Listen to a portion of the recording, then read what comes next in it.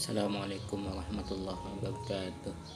Assalatu wassalamu ala asrafil anbiya'i wal mursalin wa ala alihi wa azwajihi wa dzurriyyati wa ahli baiti wa ashabil kiram.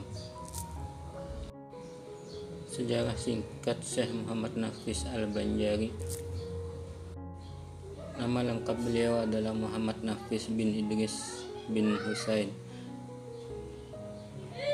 Beliau lahir pada tahun 1148 Hijriah atau bertepatan dengan 1735 Masehi di Martapura di Kabupaten Banjar, Kalimantan Selatan.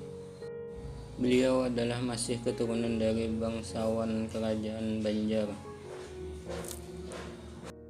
Semasa hidupnya beliau masih sejaman dengan Syekh Muhammad Arsyad Al-Banjari dari Pelampaian sekitar tahun 1812 Masehi. Beliau wafat dan sekarang makamnya berada di Mahar Kuning, Desa Binturo, Kecamatan Kalua, Kabupaten Tabalong. Keturunan beliau sampai sekarang masih banyak yang bertempat tinggal di daerah Kalua, daerah Tanjung, Amuntai, Martapura, Banjarmasin, Kota Baru, dan Malaysia, serta di Mekah pun ada keturunan beliau, serta Madinah pun juga ada, dan di kota-kota lainnya. Kebanyakan dari keturunan beliau sekarang bergelar dengan Gusti. Beliau masih keturunan dari Kerajaan Banjar. Kitab beliau yang masih masyhur sampai sekarang adalah kitab Ad-Darun Nafis. Kitab tersebut berisi tentang ilmu-ilmu ma'rifat, dan sampai sekarang pun kitab-kitab beliau masih banyak dipelajari oleh kaum muslim, baik di tanah Kalimantan dan di luar pulau Kalimantan. Di antara guru-guru tasawuf beliau atau ma'rifat ialah Syekh Abdullah bin Hijazi As-Sarkawi Al-Azhari dan Syekh Muhammad bin Abdul Karim As-Sammani Al-Madani, dan banyak lagi guru-guru beliau yang lainnya. Karena kegigihannya dalam mempelajari ilmu tasawuf, Syekh Muhammad Nafis Al-Banjari akhirnya berhasil mencapai gelar Syekh Al-Mursyid, yaitu seorang yang memahami, mengerti, mengamalkan, dan serta mempunyai ilmu yang cukup tentang tasawuf. Gelar yang menunjukkan bahwa beliau diperkenankan untuk mengajar tasawuf dan tarekatnya kepada orang lain.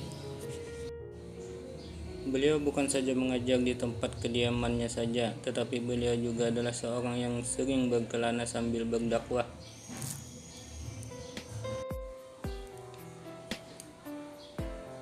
Karena seringnya melakukan dakwah ke pedalaman, beliau hanya sempat mengarang sedikit kitab.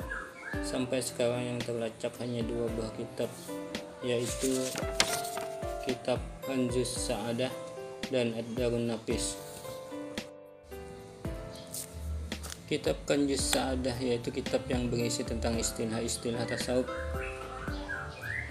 dan kitab Ad-Darun Nafis yaitu kitab yang berisi tentang pengesaan perbuatan, nama, sifat, dan zat Tuhan.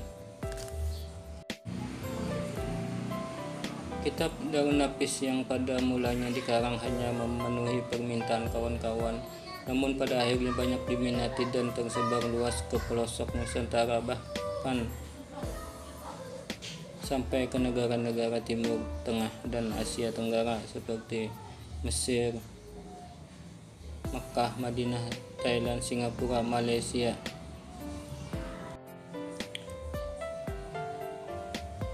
Ini terbukti dari banyaknya percetakan di negara-negara tersebut yang mencetak dan menerbitkan dan memperbanyak kitab tersebut. Kitab ini pula lah yang membuat nama beliau menjadi Kitab yang berbahasa Melayu ini walaupun kitab yang kecil dan tipis, tetapi isinya sangat padat, kadang-kadang pelik dan sulit, yaitu berisi ajaran tauhid yang teranyam dengan ilmu tasawuf yang tinggi, yang menjelaskan tentang keesaan Allah dari segi zat, sifat, asma, dan af'alnya. Tujuannya untuk melepaskan diri dari syirik, khafi, ujub, dan riya. Tetapi kitab ini tidak bisa dipelajari oleh sembarang orang, kecuali orang yang sudah mantap ilmu fikih, tauhid, dan ma'rifatnya, atau melalui bimbingan seorang guru yang mursyid.